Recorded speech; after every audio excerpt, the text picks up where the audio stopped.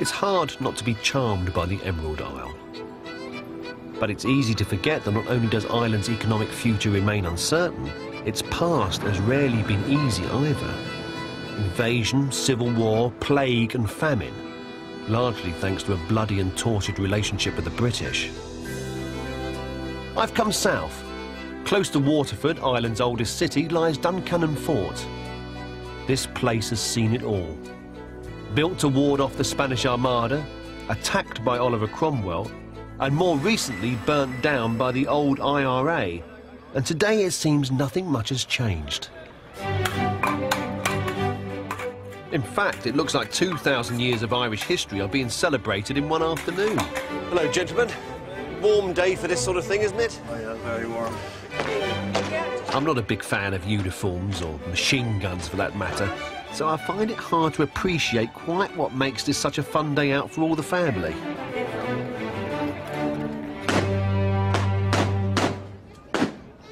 The fascinating thing here about this is it's actually sort of something that really happened, you know, the sort of Battle of the Somme, actually a very, very terrible, awful battle of the First War. And now it's sort of kind of entertainment, it's odd. But it's also there's an educational factor going on as well, you know. Although I'm not quite sure what I'm learning, except to keep an eye on that guy behind me. Evening. In fact, there's quite a few characters I'm keeping an eye on. What era are you representing at the moment? We're going back to 1981. 1981? Princess Gate, London. Oh, right, Princess, this is when the Iranian embassy? That's correct. Right. So how does it feel when you're wearing that, a sort of sense of anonymity that you have, I suppose? Very, very important that we're kept out of the limelight. We go in, we do our job, we're gone. It strikes me as a strange way to spend a Sunday afternoon. But then again, there's a lot of strange things going on around here. Not least, the Nazi encampment has appeared up on the green. Everyone else seems to take this in their stride, but I'm finding it hard to ignore. This man looks important. Hello, sir. Hello. Hello, how are you? Hello, I'm very well. I'm Paul. I'm Joe, how are you? Joe, very strong German name there, Joe. Yeah, it is. It's about as Irish as they come. Are you the man in charge around here? Yeah, I've headed this group now here today, you know. I mean, this is a bit controversial, this, isn't it? Because you've got the Nazi symbol up there, the swastika, which, as you know, in Germany you're not allowed, even to today, to publicly display it, but you have it on display here. Yeah, but I suppose doing a historical representation like this, it would be incomplete if we didn't have all the detail as best we can, you know, that's what we're trying to do. Do you get a lot of stick because you're dressed as a Nazi officer? It's not too bad in Ireland, to be honest. We were abroad in Normandy last year and we did get a lot of reaction with the vehicles. And yes. There was a bit of adverse reaction, obviously, you can imagine. Here in Ireland, no. I would probably get more adverse reaction if I had been wearing a British uniform. I can actually introduce you to a man. Yes. Who he'll tell you about adverse reaction because he is doing British London Irish Rifles. Oh, right. Meeting him. If you're interested in meeting him, he's over here. Is he? Yeah, lead me over. Thank you. Thank you very much. Talk with him, you know. I'm a little uncertain as to exactly where the battle lines are being drawn here in Ireland. Man. Hello, you, Evan. Hello, I'm Paul. Hello, how are you? Paul, how are you keeping? I'm keeping very well. Joe was just telling me here that because you're dressed as a British soldier, you get quite a strong reaction from the local population here. Well, I suppose out of all the re-enactment groups, I suppose it's the hardest to do. But should we persevere and carry on? So if I understand this correctly, then you get much more stick as a British soldier than you do as a Nazi officer. I suppose, you know, historically, yes, there has been differences between Ireland and England always. Absolutely. And anyone who was, we'll say, a foe of England would have been seen as a friend of Ireland. Were you neutral in the war? We stood alone against Europe.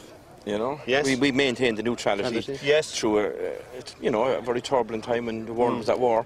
So that history means that perhaps that you are able to do this without too many people getting overexcited about it here. Yes, we can do it, and we can do it in a relaxed environment, and we can do what we do with 99% a very good reaction from the public. Yes, well, considering we've got so many potential enemies all gathered together in uniforms here, it's a surprisingly pleasant day. It doesn't seem... We all love her. We're friends.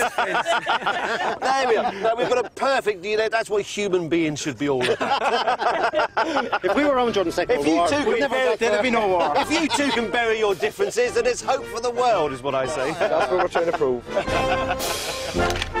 I'm still surprised to learn that a British uniform is more provocative than this one. But there's no time to take it all in now, as apparently Joe and Emmett have a score to settle down on the beach. Oh, yeah, thank you, Joe. Run away, OK. And it says something about the legacy of the British here that I feel safer riding through the village in a Nazi truck.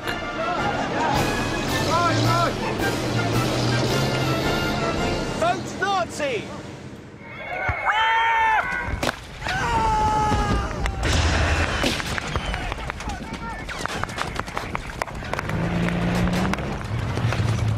Now, don't ask me why, but this unnervingly realistic bloodbath has been the biggest crowd pleaser of the day. They may as well be watching a game of football, and I've a pretty good idea which team the crowd is supporting. And they clearly enjoy shooting each other.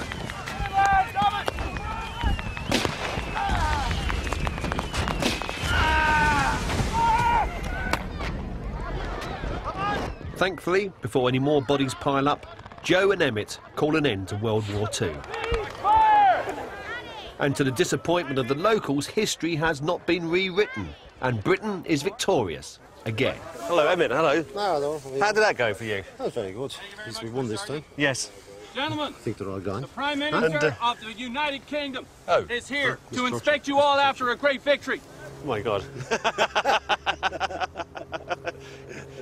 He must be 130. Sir, may I present the United Forces that took on the Germans today and destroyed them? Yes. If you would, sir. I think the RAF are getting involved. Yeah. Thank you all very much. You fought a great battle today. I'm proud of you all, and victory will be yours. 3 cheers for the Prime Minister! Hip, hip! Hip, hip! Hooray! So just when I thought I'd reached my daily quota of novelty, things have taken an even more surreal turn. It was fantastic. It was fantastic good, and the weather was great, and the kids were really getting into it, and everybody was talking about the authenticity, which I thought was maintained right up until Churchill started speaking. I think you are doing a good job, lads, and victory is ours. It's like hearing the Queen say, what the hell are you talking about? I think of all the strange things I've seen in my life, Churchill with a broad Irish accent is right up there. It's great.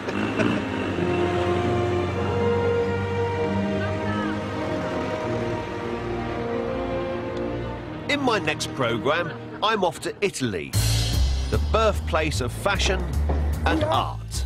What exactly does this painting represent?